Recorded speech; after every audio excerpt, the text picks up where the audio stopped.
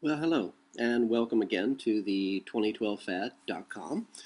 I will be your host for the evening. My name is Charlie Bluehawk. Last night, we talked about culling our own herds and how our masters have convinced us, or doing a darn good job, that we are really nothing but mindless beasts.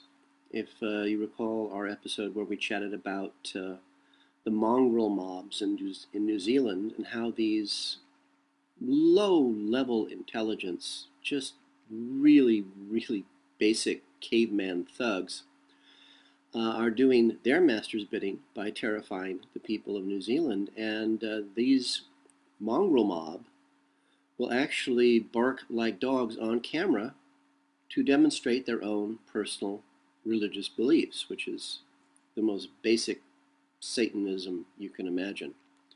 But that's how our masters see us, as mindless beasts, and that's how they want to reduce us to that level.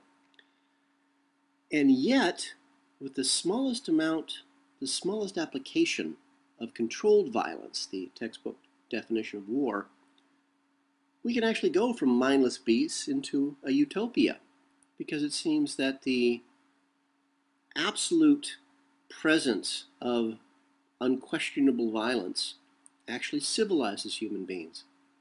Astonishing. Personally, I don't want to kill anybody.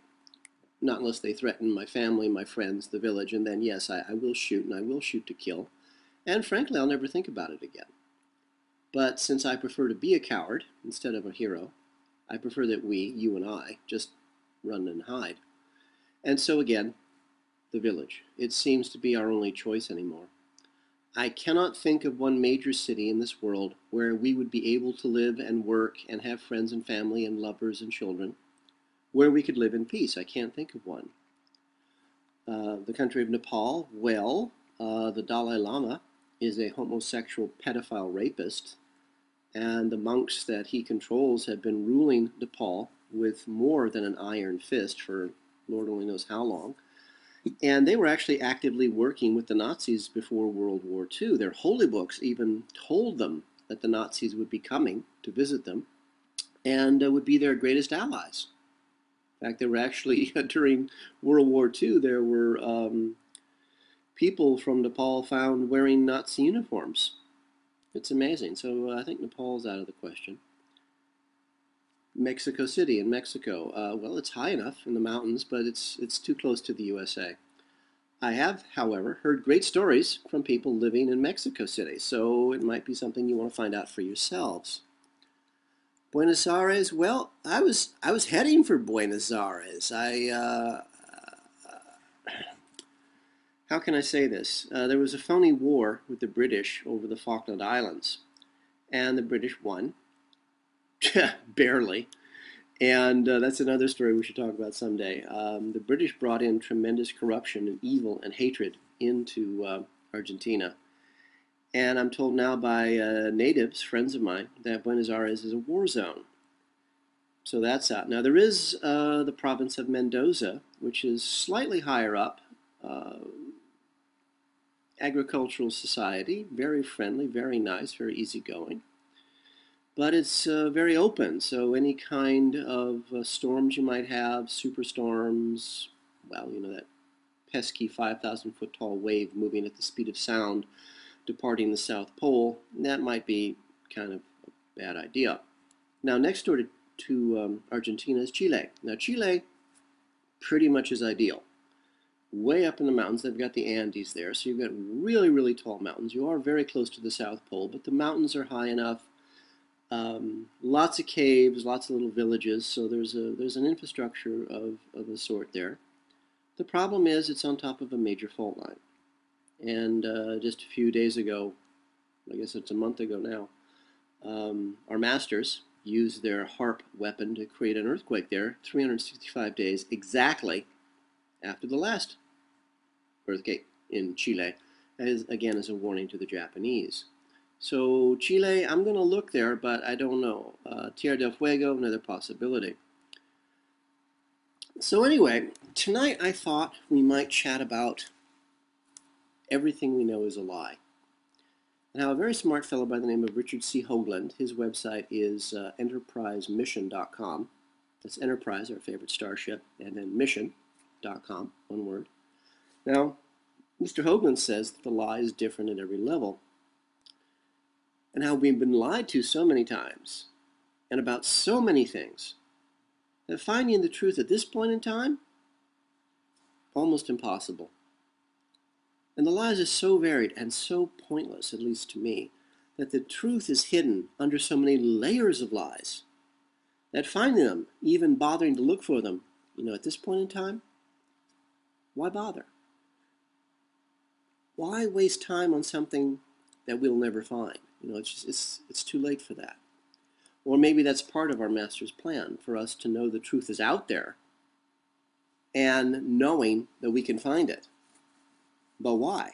Why bother now? Why bother when there's so many other more important, more immediate problems that we have to solve for ourselves? This sort of goes along with the belief that many of you think that the USA can be saved. Please, just stop now. Just let it go.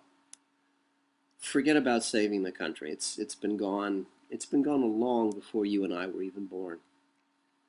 The USA is nothing but a series of lies, layered on top of other lies. Just let it go.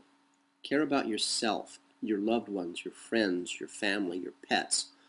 Let everything else just go. All these movements you see spontaneously springing up all over the country are planned events. They're being staged for your benefit. They're being staged to make you believe that you have a choice, that you have options. You don't. Stop playing their game by their rules. Just say no. I will not react. I will not give you money that's not yours. I will not give you my home. I will not give you my car. No. And frankly, the only way you can do that is to run and hide.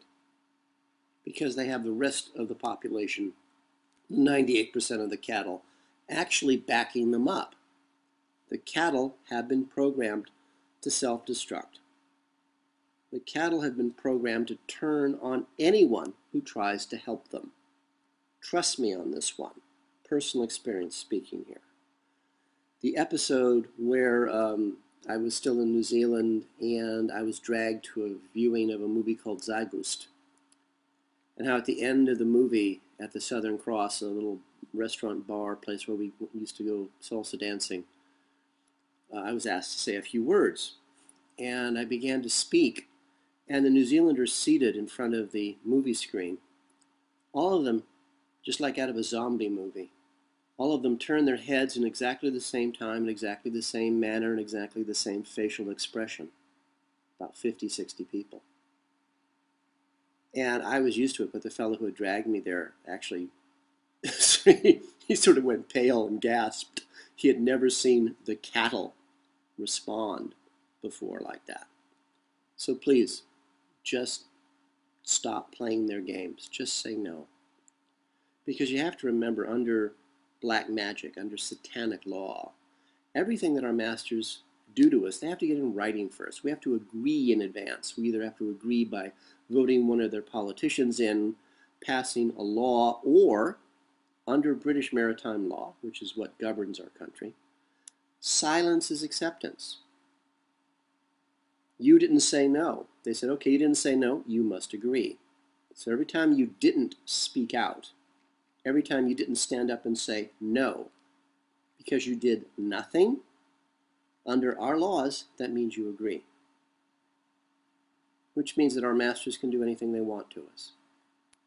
And now the moron masters have broken their own laws. They have broken man's laws, and so by default, in their unbelievable hatred and arrogance, they've broken Satan's laws too. And again, it doesn't matter if you or I believe in God or in Satan. Our masters believe in both. In fact, they're more religious than you or I. They believe that God exists, and they are at war against her. They worship Satan. And whether you believe in Satan or not doesn't matter. Our masters believe it. And so the lies. The lies are at every level. Everything that you and I know is a lie.